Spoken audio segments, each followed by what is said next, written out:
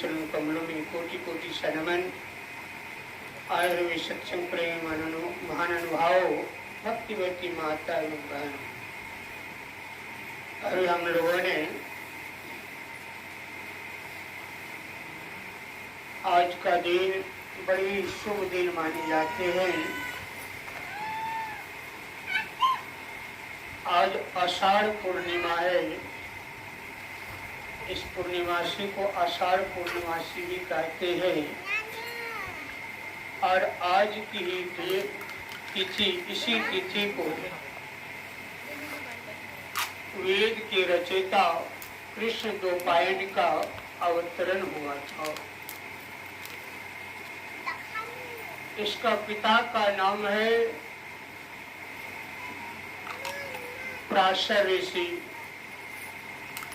और पराशर ऋषि का पिता का नाम है शक्ति मुनि। जो गुरु वशिष्ठ का पुत्र था, पौत्र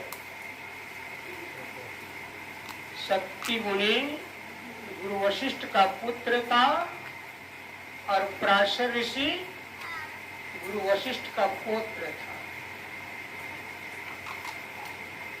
विचार कीजिए, और ऐसे पुत्र था, पौत्र, कि मां के गर्भ में ही वेद की ऋचाएं पढ़ा करती थी। एक बार जब गुरु विश्वामित्र ने गुरु वशिष्ठ का स्वपुत्र को मार डाला था, और उस समय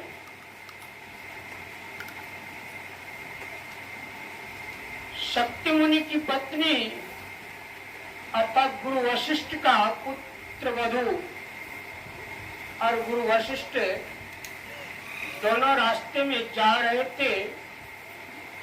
जंगल में, रास्ते में जंगल पड़ रहा था, और जैसे आते हैं तो कुछ वेद की ऋचाएं सुनाई देने लगा। तो गुरु वशिष्ठ जी पूछते हैं कि पुत्री, ये वेद की ऋचाएं कहाँ से उत्पन्न हो रहा है, कहाँ से आ रहा है ये वेद की ध्वनि, इधर से आ रहे हैं।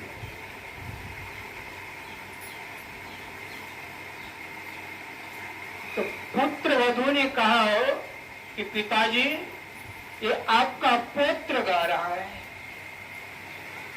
वो तो अभी गर्भ में है, और गर्भ से वेद का ध्वनि कैसे आ सकता है? तो उन्होंने कहा गुरु वशिष्ठ से कि पिताजी, जब आपके पुत्र शक्ति मुनि जब सत्संग किया करते थे, वेद का पाठ किया करते थे, उस समय मैं बैठ कर सुना करता था, और वही सुनते सुनते वह संस्कार आपके पुत्र में पड़ गया। और वही जब जन्म हुआ तो उसका नाम क्या रखा गया? पराशर, जिसकी ज्ञान की प्रकाष्ठा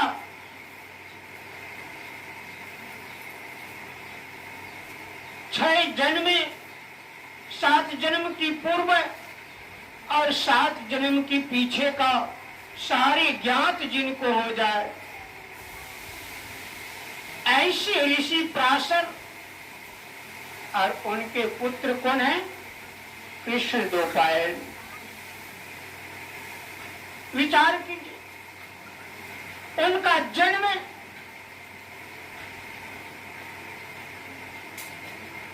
जमुनाओं की द्वीप में हुआ है।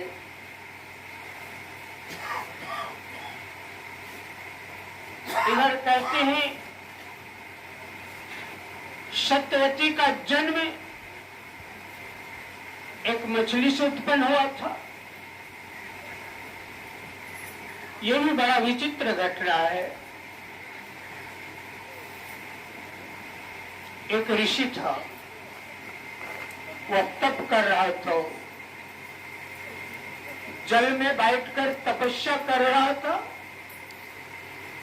उन्होंने तपस्या करते हुए किसी मछली को देखा कीड़ा करते हुए, और जैसे कीड़ा करते हुए देखा मछली को, तो उनके जीवन में, उस ऋषियों के जीवन में वासना उत्पन्न हो गई।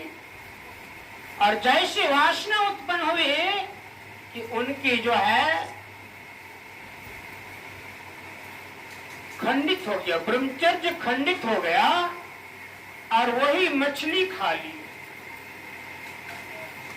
वह जो मछली खा ली, उस मछली से उत्पन्न हुआ किनका? सत्यवती का, जो मत्स्यगंधा के नाम से जाने जाते हैं। विचार कीजिए, वह एक मछुआर के घर में पाले पोसे गया, और वहीं से राजा शंतनु के साथ विवाह हुआ। मत्स्यगंधा के यहाँ जो पाला गया, केवट के यहाँ, उनका काम क्या है? नदी से इस पार से उस पार यात्रियों को कराते थे। प्राचीन ऋषि उसी रास्ते से कहीं जा रहे थे सत्संग के लिए। रास्ते में दोनों का भेंट होते हैं, जमुना में पार होना है, और मत्स्यगंधा जो है उस नाव पर बैठी है, नाव खेव रही है।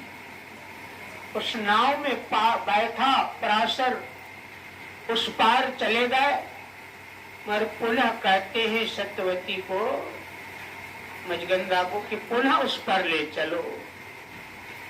ऋषि पराशर ने मुहूर्त देख रहा था और यह भी अनुभव कर रहा था कि इनकी शरीर से एक महान शक्ति उत्पन्न हो सकता है।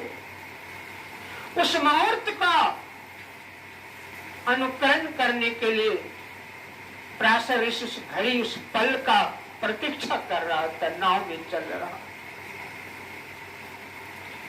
और उन्होंने उस कन्या से कहा कि तुम्हारे शरीर से एक सिद्ध पुरुष, एक महा शक्ति उत्पन्न होगा। जब वह मुहूर्त आया, वह समय आया, उन्होंने दृष्टि मिलाया, दृष्टि मिलाने की सत्यवती से, और सत्यवती गर्भवती हो गई।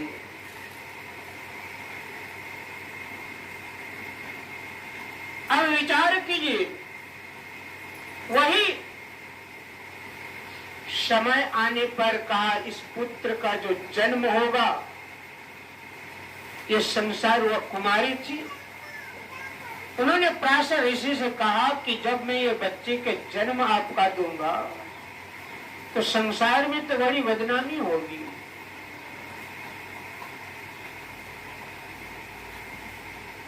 पराशर ऋषि ने कहा कि उससे घबराने की आवश्यकता नहीं है। वह पुत्र 9 घंटे के अंदर में प्रसव होगा, और इसे पुनः मैं ले जाकर के गुरु वशिष्ठ के आश्रम में रख दूंगा। तुम जो कि तो कुमारी तुम्हारी बनी रहेगी। उसके शरीर से जो दुर्गंध आता था, मछली का गंध आता था, वह गंध में सुगंध में बदल गए। किसकी प्रभाव से? ऋषि पराशर के प्रभाव से। और वह समय आया, वह पल आया, वह घड़ी आई, उन्होंने बच्चे का जन्म दिया, और उस बच्चे को पराशर ने ले जाकर अपने दादाजी के पास रख दिया, गुरु वशिष्ठ के आश्रम में। वहीं पाला पोसा गया। विचार कीजिए,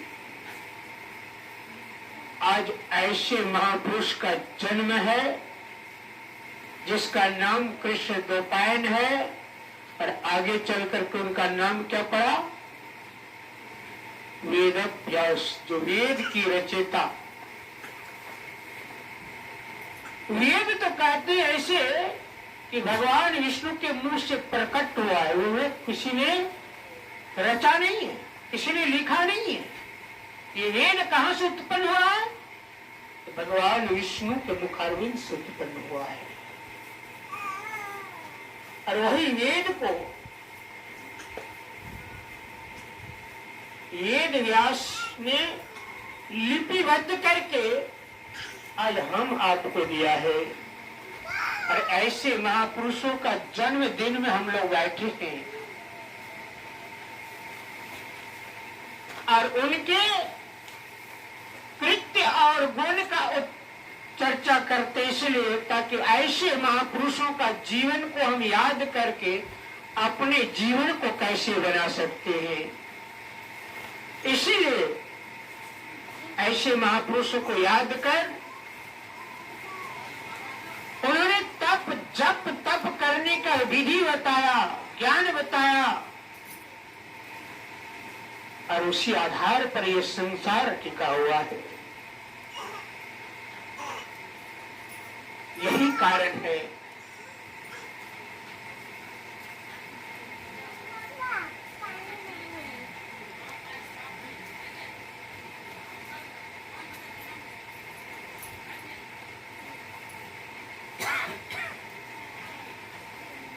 ऐसे महापुरुष जो ऋषियों का जीवन बड़े कष्टकारी जीवन होता है।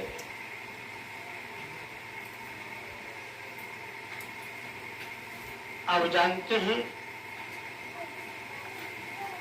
विभिन्न प्रकार के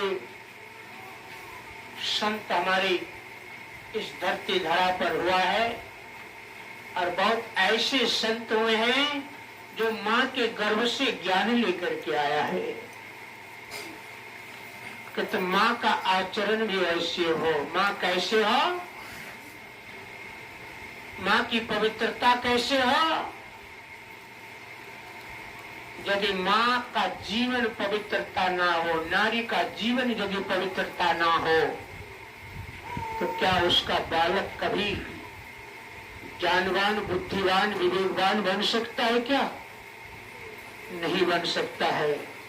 बंगला कवि ने बड़ा अच्छा कहा है, मायर एक फोटा दूधेर रे शोध हो बिना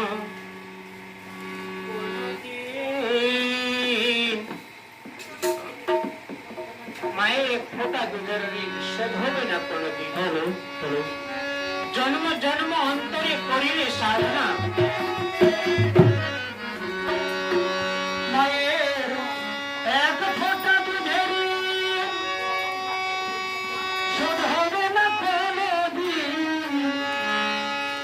जन्म जन्मांतरे करुणे साधना दयावती परदिनी मां अमार मां दयावती